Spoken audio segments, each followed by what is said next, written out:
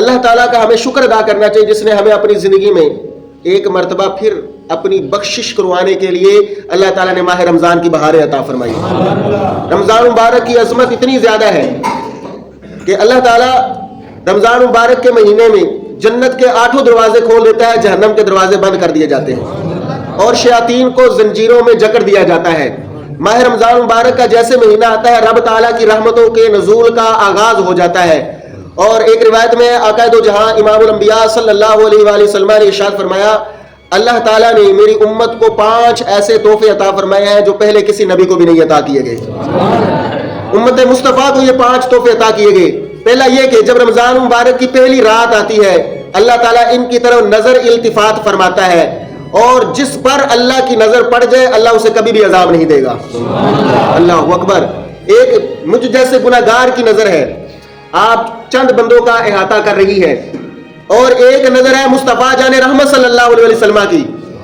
اور وہ تو نظر بڑی ہی کمال والی نظر ہے نا حضور علیہ الصلوۃ والسلام کی، جس طرف اٹھ گئی دم میں دم آ گیا، اس نگاہ عنایت پہ لاکھوں سلام، جس کی تسکی سے روتے ہوئے ہنس پڑے اس تبسم کی عادت پہ لاکھوں سلام، جن کے دیکھنے سے گناہگاروں کو راحت ملتی تھی، وہ نگاہ بڑی عظمت والی شان والی ہے، اور صاحبو اس نگاہ کے پیدا کرنے والے کی نگاہ کتنی کمال کی ہوگی۔ اللہ کی نظر جس پر پڑ جائے، نبی پاک صلی اللہ علیہ وسلم نے فرمایا پہلی رات جس پر اللہ کی نظر پڑ گئی رحمت والی، اللہ اسے کبھی بھی عذاب نہیں دے گا۔ تو یہ پہلا تحفہ رمضان کا اللہ تعالیٰ نے اس امت کو عطا فرمایا، اور دوسرا تحفہ یہ عطا فرمایا شام کے وقت روزے دار کے منہ کی بو اللہ کے نزدیک مشک اور کستوری سے بھی زیادہ پسندیدہ ہوتی ہے۔ حدیثیں لکھتے ہیں کہ جس رب تعالیٰ کو روزے دار کے منہ کی بو اتنی زیادہ پسند ہے اس کی خوشبو کتنی زیادہ پسند ہوگی۔ اللہ اکبر۔ تو اگر روزے کی حالت میں آپ مسواک کر لیتے ہیں تو مسواک کرنے سے کوئی حرج نہیں ہے، مسواک کرنا نبی پاک صلی اللہ علیہ وسلم کی سنت ہے، اور مسواک کر کے آپ اگر نماز پڑھیں گے اللہ تعالیٰ 70 نمازوں کا ثواب عطا فرما دے گا۔ تو یہ دوسرا تحفہ نبی پاک صلی اللہ علیہ وسلم نے فرمایا میری امت کو عطا کیا گیا، اور تیسرا تحفہ یہ عطا کیا گیا کہ اس کی ہر رات اور دن کو فرشتے ان کے لیے بخشش کی دعا کرتے رہتے ہیں، فرشتے مغفرت کی دعا مانگتے ہیں، یا اللہ امت مصطفیٰ کی بخشش فرما دے۔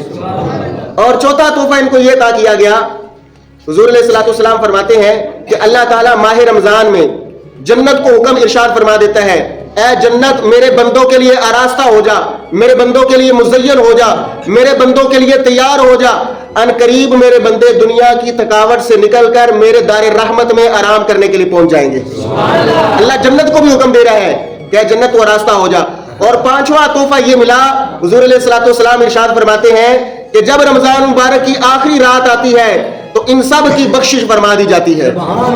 اب ایک صحابی نے عرض کی یا رسول اللہ صلی اللہ علیہ وسلم کیا یہ لیلۃ القدر کی رات ہوتی ہے؟ حضور علیہ الصلوۃ والسلام نے فرمایا نہیں، کیا تم جانتے نہیں وہ مزدور جب کام سے فارغ ہو جاتا ہے اس کو مزدوری دی جاتی ہے۔ جب بندے سارے اللہ کے 5 نمازیں بھی پڑھتے رہے ماہ رمضان میں، اور تراویح کا بھی اہتمام کرتے رہے، ذکر بھی کثرت سے کرتے رہے، اللہ کے کلام کی تلاوت بھی کرتے رہے، اور درود و سلام اور نوافل کی ادائیگی بھی کرتے رہے، اور سارے روزے بھی رکھتے رہے، جب آخری رات ہوتی ہے تو اللہ تعالیٰ مزدوروں کو مزدوری عطا فرماتا ہے۔ مزدوری کیا ہے؟ سب کی بخشش اللہ تعالیٰ فرما دیتا ہے۔